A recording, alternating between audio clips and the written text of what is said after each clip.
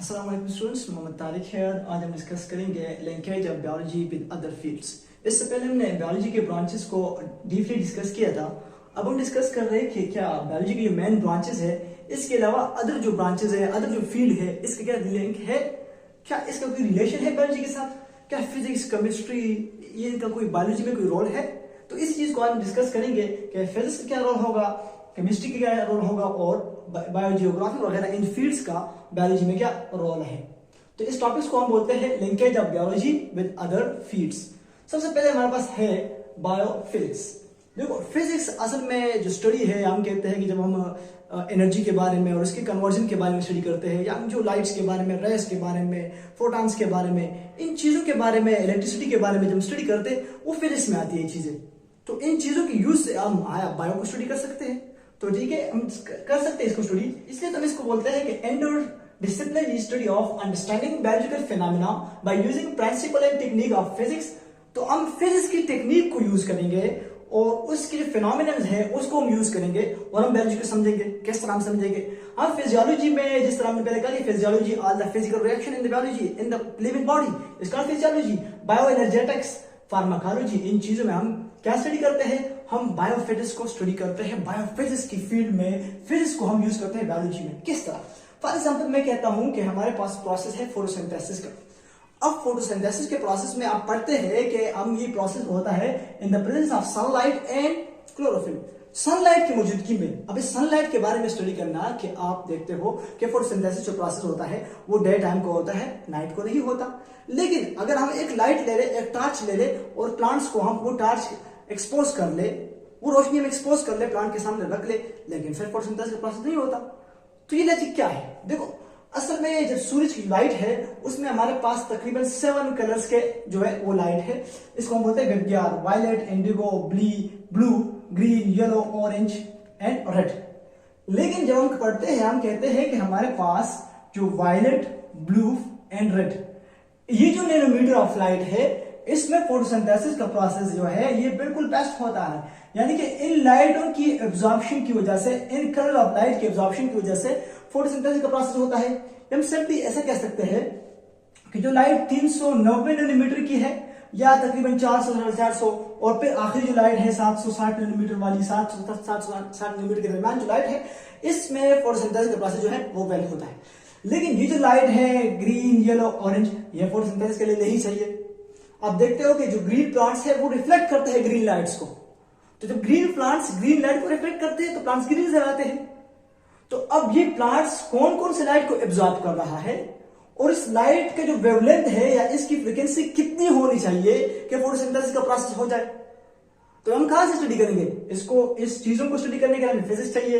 पर हमें कैसे पता चला कि ये जो सनलाइट है इसमें 7 किस्म के कलर्स है, इसकी वेवलेंथ क्या इतनी है, इसकी वेवलेंथ इतनी है, और एब्जॉर्प्शन है, ये कौन सी लाइट एब्जॉर्ब हो रही है, कौन सी रिफ्लेक्ट हो रही है। फोटोसिंथेसिस का जो प्रोसेस है वो सनलाइट पे होता है, आम लाइट पे नहीं होता, क्योंकि उसका वेवलेंथ में फर्क है, उसका जो फ्रीक्वेंसी है उसमें फर्क है। तो ये सब अपने किसने बताया हमें? ये हमें फिजिक्स ने बताया। तो फिजिक्स को हमने यूज करके क्या किया?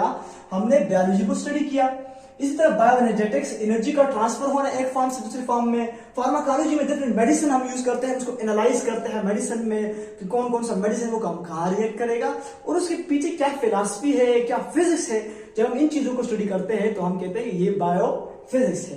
तो हमने यहाँ पर फिजिक्स को यूज किया किस चीज में? बायोलॉजी में। बायोलॉजी को जब हम फिजिक्स में या फिजिक्स को हम बायोलॉजी में यूज करते हैं तो सिंपली हम क्या बोलते हैं उसको? Bio energetics. अच्छा, जो हमारा नेक्स्ट ब्रांच है वो है बायोकेमिस्ट्री। जो बायोकेमिस्ट्री का जो रिलेशन है वो हम कहते हैं कि जो बायोकेमिस्ट्री है इसमें हम बायोलॉजी में जो केमिकल सब्सटेंसेस होते हैं और केमिकल रिएक्शन जो होते हैं उसको हम स्टडी करते हैं। यानी कि बायोलॉजी के जो हमारे लिविंग ऑर्गेनिज्म है या लिविंग बॉडी है, उसके अंदर जो बायोमॉलिक्यूल्स मौजूद है या उसके अंदर जो हमारे पास एटम्स, कंपाउंड्स वगैरह मौजूद है, तो उसका जो केमिकल स्ट्रक्चर होता है या उसकी केमिकल कंपोजिशन होती है या हमारी बॉडी के अंदर जो प्रोसेस होते हैं उसके बारे में जब हम स्टडी करते हैं उसको हम बोलते हैं बायोकेमिस्ट्री। फॉर एग्जांपल मैं कहता हूं कि प्लांट्स की बॉडी में फोटोसिंथेसिस का प्रोसेस है या एनिमल की बॉडी में रेस्पिरेशन का प्रोसेस है। तो अब इन प्रोसेस को, इन केमिकल रिएक्शंस को जब हम बायोलॉजी के अंदर या लिविंग बॉडी के अंदर पढ़ेंगे तो उसको हम बायोकेमिस्ट्री बोलेंगे। एग्जाम्पल मैं यहाँ पर लिखता हूं, हमारे पास है फोटोसिंथेसिस। इसमें क्या होता है? कार्बन डाइऑक्साइड प्लस वाटर आपस में मिलते हैं in the presence of sunlight, sunlight की मौजूदगी में और क्लोरोफिल भी हम साथ में लिख लेते हैं। क्या बनता है इससे? C6H12O6 प्लस ऑक्सीजन बनता है। तो ये जो केमिकल्स थे, ये दो केमिकल्स थे, कार्बन डाइऑक्साइड एक केमिकल हो गया जबकि वाटर दूसरा हो गया। इन केमिकल से इनमें चेंजेस आई, केमिकल रिएक्शन हुए, आपस में इनसे ग्लूकोज बन गया और साथ में ऑक्सीजन रिलीज हुआ। तो ये सारा केमिकल रिएक्शन है। अब ये केमिकल रिएक्शन कहाँ हो रहा है? लिविंग बॉडी के अंदर हो रहा है। इसी तरह अगर इसको उलट कर ले, यहां से यहां कर ले, तो इससे रिस्पायरेशन बन जाएगा, यहाँ पर एनर्जी रिलीज हो जाएगी, हम कहेंगे एटीपी बन जाएगी हमारे पास। तो अब ये जो प्रोसेस है ये लिविंग बॉडी के अंदर हो रहा है। तो ये है कि केमिस्ट्री को, जब केमिकल स्ट्रक्चर को, केमिकल रिएक्शन को जब हम लिविंग बॉडी के इनसाइड पढ़ेंगे तो उसको हम बोलेंगे बायोकेमिस्ट्री। इसी तरह हमारी बॉडी में मुख्तलिफ केमिकल्स हैं, मुख्तलिफ कंपाउंड्स हैं, इस तरह ग्लूकोज है। इस ग्लूकोज का फार्मूला फाइंड करना, C6H12 इसका केमिकल फार्मूला क्या है, और इस फार्मूले का स्ट्रक्चर ड्रा करना, इसकी एनालिसिस करना, इसकी बायोकेमिस्ट्री बयान करना, तो इन सबको हम क्या बोलते हैं? बायोकेमिस्ट्री। अच्छा जी, नेक्स्ट ब्रांच है वो हमारे पास है बायोजियोग्राफी। देखो, बायो का मतलब है लिविंग और जियोग्राफी का जो रिलेशन है, जो इसका ताल्लुक है, ये अर्थ के साथ है। जियो मीन अर्थ। तो क्या है कि हम इसमें डिस्कस करते हैं distribution of living organism on earth, कि लिविंग ऑर्गेनिज्म जो है उसका अर्थ में डिस्ट्रीब्यूशन कैसा है। देखो, आप इसको समझ सकते हो इस तरह कि फॉर एग्जांपल हमारे पास एग्जांपल है पोलर बियर। बियर एग्जांपल है। ये जो बियर है इसके साथ लिखा हुआ है पोलर, ये सिर्फ पोलर रीजन में पाया जाता है। पोलर रीजन बोलते हैं ठंडे रीजन है, जो अर्थ के साइड वाले रीजन है। फॉर एग्जांपल ये मैंने पूरा अर्थ को ड्रा किया, इसके जो सेंटर है इक्वेटर है, और इसके जो साइड वाले एरियाज है, बिल्कुल साइड वाले, इसको कहा जाता है पोल्स। तो ये पोलर बियर जो है ये सिर्फ पोल वाले एरिया में पाया जाता है। तो अब इसका जो डिस्ट्रीब्यूशन है, इसका जो हैबिटेट, इसको बोलते हैं हैबिटेट, मस्कन, जो जानवरों या लिविंग ऑर्गेनिज्म की रहने की जगह को हम क्या बोलते हैं? हैबिटेट बोलते हैं। इसका जो हैबिटेट है वो पोलर हो गया। इस तरह हम ऑर्गेनिज्म को देखते हैं, हमारे पास कुछ ऑर्गेनिज्म एक्वेटिक होते हैं, फिर एक्वेटिक में कुछ मैरीन वाटर में रहते हैं, कुछ फ्रेश वाटर में रहते हैं। तो हर ऑर्गेनिज्म का डिस्ट्रीब्यूशन अलग अलग है। मेरीन वाला जो ऑर्गेनिज्म है वो फ्रेश में नहीं रह सकता। अब इस पोलर बियर को हम किसी गर्म इलाके में लेके तो नहीं रह पाएगा, इसकी अलग डिस्ट्रीब्यूशन है, अलग हैबिटेट है। इस तरह हम कहते हैं कि टेरेस्ट्रियल है, जो जमीन पे रहते हैं, कुछ जीरोफेटिक है या जीरो कंडीशन वाले एनिमल्स है। तो जीरो कंडीशन वाले वो हो गए जो बिल्कुल हार्ड कंडीशन में रहते हैं। कुछ मीजो है जो कि बिल्कुल दरमियाना कंडीशन में रहते हैं। कुछ पोलर है या अल्पाइन एरिया में रहते हैं। तो अल्पाइन एरिया वाले और पोलर वाले वो हो गए जो बिल्कुल ठंडे इलाकों में रहेंगे। तो अब ऑर्गेनिज्म की डिस्ट्रीब्यूशन है on the basis of their, हम कहते हैं एनवायरमेंटल कंडीशन या वाटर की वजह से या हैबिटेट की वजह से। तो अलग अलग डिस्ट्रीब्यूशन है। जब हम बायोजियोग्राफी में हम क्या करते हैं कि हम ऑर्गेनिज्म की डिस्ट्रीब्यूशन को डिस्कस करते हैं कि एक ऑर्गेनिज्म कहां पे मौजूद है और दूसरा कहां पे मौजूद है। जी, जो नेक्स्ट ब्रांच है हमारे पास वो है बायोमेट्री या बायोस्टैटिस्टिक्स।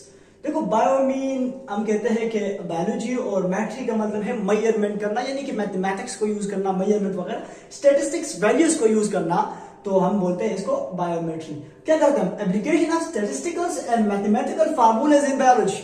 हम बायोलॉजी को यूज करके, मैथमेटिकल फार्मूलाज को यूज करके हम बायोलॉजी को डिस्कस करते हैं।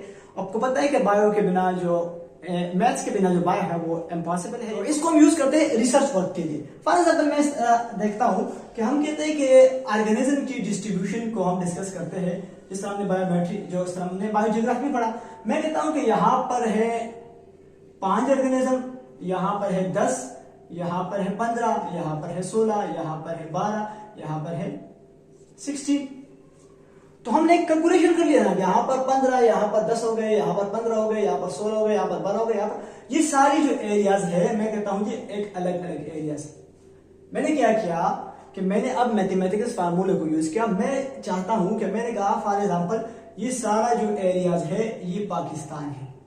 तो मैंने कहा इसके एक के बाद दूसरा हो गया, तीसरा हो गया, 4 हो गया, इसमें एक गिलगित बल्तिस्तान हो गया और छठा जो है कश्मीर वाली एरिया हो गया। तो हमने कहा ये चार प्रोविंस है और जो 2 है वो बिल्कुल मतलब स्टेट्स है। तो अब इनकी, तो मैंने कहा कि इनमें जो हमारे पास ऑर्गेनिज्म है, या इस ऑर्गेनिज्म को मैं लेता हूं कि मैं कहता हूं ये लाइन है, क्या है? शेल।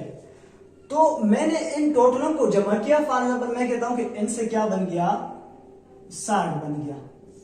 टोटल कितने हो गए? 60 एग्जाम्पल के तौर पर। और ये 6 पे मैंने डिवाइड किया, तो मैंने कहा ये क्या हो गया कि पाकिस्तान में जो एवरेज है, हर सूबे में जो एवरेज लाइन्स की तादाद है, जो शहरों की तादाद है, शहर की तादाद है, वो हमारे पास क्या है? 10 है। तो अब मैंने क्या किया, अब मैं इसको स्टैटिस्टिकल फार्मूले की मदद से या या मैथमेटिकल फार्मूले की मदद से निकालूंगा। क्या हुआ, तो इन स्टैटिस्टिकल फार्मूलाज की वजह से हमें पता चल गया कि इस जो सुबह है उसमें हमारे पास 10 जो एवरेज है वो लाइन मौजूद है।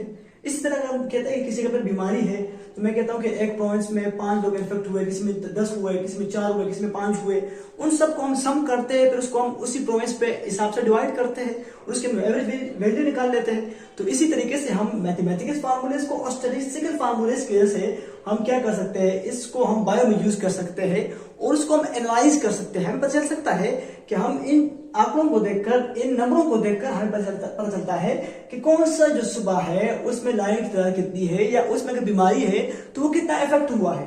पर उसकी वजह से या उस वैल्यूज को देखकर हम स्टेप लेंगे। हम कहते हैं फॉर एग्जांपल इतनी लाइन है, इस सुबह में कम है, पहले नंबर सुबह में जो हमारे पास लाइन की तादाद है 5 है, तो यहाँ पर लाइन की कमी है, तो हमें कुछ करना है कि यहाँ पर लाइन जो वो तादाद है, लाइन की तादाद है वो मेंटेन हो जाए। तो इसको हम स्टडी करते हैं बायोमेट्री में। जो लास्ट हमारा ब्रांच है वो है बायो इकोनॉमिक्स। देखो बायो इकोनॉमिक्स का मतलब ये है कि हम लिविंग ऑर्गेनिज्म को यूज करते हैं अपने इकोनॉमी के लिए। तो इसमें मोस्टली हम आएंगे प्लांट्स को हम डिस्कस करेंगे, क्योंकि प्लांट्स जो है वो ज्यादातर अपनी इकोनॉमी के लिए हम यूज करते हैं। तो हम कहते हैं relationship between organism and it's economy. Organism का अब उस मुल्क के या उस कंट्री के इकोनॉमी के साथ क्या ताल्लुक है, तो उसको हम बोलते हैं cash plant and animals. Cash plant या एनिमल्स वो होते हैं कि जिसको हम अपनी इकोनॉमी के लिए यूज करें। फॉर एग्जांपल हम जो पाकिस्तान है वो एक एग्रीकल्चर कंट्री है, तकरीबन 5th लार्जेस्ट कंट्री एग्रीकल्चर। तो इसमें प्लांट्स को हम यूज करते हैं या प्लांट्स को हम इस्तेमाल करते हैं एग्रीकल्चर के लिए, या एग्रीकल्चर ही प्लांट है। सिंपल ये है कि एग्रीकल्चर में होते ही प्लांट है। तो उस एग्रीकल्चर में जो हमारे पास जो प्लांट्स होते हैं, तो हमारे पास जो पौधे होते हैं, राइस हो गया, व्हीट हो गया, मैज हो गया, तो उसको हम लगाते हैं, तो उसको फिर हम अपनी इकोनॉमी के लिए यूज करते हैं। उसको बाहर बेचते हैं या कंट्री में इस्तेमाल करते हैं या उसको हम एक्सपोर्ट कर रहे हैं, तो उस कंट्री का इकोनॉमी जो है वो उससे बेहतर हो रहा है। तो क्या कर रहे हैं हम, इकोनॉमिक्स को या हम कहते हैं कि लिविंग ऑर्गेनिज्म को हम इकोनॉमी के लिए यूज करते हैं। इस तरह हमारे पास फॉर एग्जांपल फिश है, तो फिश की जगह किसी ऐसी एरिया पे, किसी ऐसी कंट्री में जहां पर फिश ना हो, वहां पर हम एक्सपोर्ट करते हैं फिशेस को। ये कुछ ऐसा एनिमल है हमारे दुनिया में या हमारे कंट्री में, हमारी कंट्री में कुछ ऐसा एनिमल है जो दूसरी कंट्री में नहीं है, तो उसको फिर हम एक्सपोर्ट करते हैं। जिस तरह के डंकीज के बारे में जो है मशहूर है कि चाइना को पाकिस्तान जो है डंकीज जो है वो एक्सपोर्ट करता है। तो इस डंकी को हमने क्या किया, गधे को हमने क्या किया, एज इकोनॉमिकली के लिए हमने यूज किया। तो ज्यादातर हम प्लांट्स को जो हमारे पास जो सीरियल्स हो गए, दालें वगैरह हो गए वगैरह, ये और अनाज वगैरह हो गए, तो उसको हम अपनी इकोनॉमी के लिए क्या करते हैं, यूज करते हैं। तो ये हमने इस ब्रांचेस को पढ़ा, हमने तकरीबन 5 ब्रांचेस है जो हमारे बायोलॉजी के लिए लाजमी है। अपने फील्ड जो अदर फील्ड जो बायोलॉजी के लिए लाजमी है, इसको हमने डिस्कस किया। तो लेक्चर पसंद आया तो चैनल को सब्सक्राइब करना ना भूले, और इस प्लेलिस्ट को मुकम्मल देखें। इसमें हमने पूरे जो चैप्टर है इसके लिए वीडियोस अपलोड की है। अल्लाह हाफिज।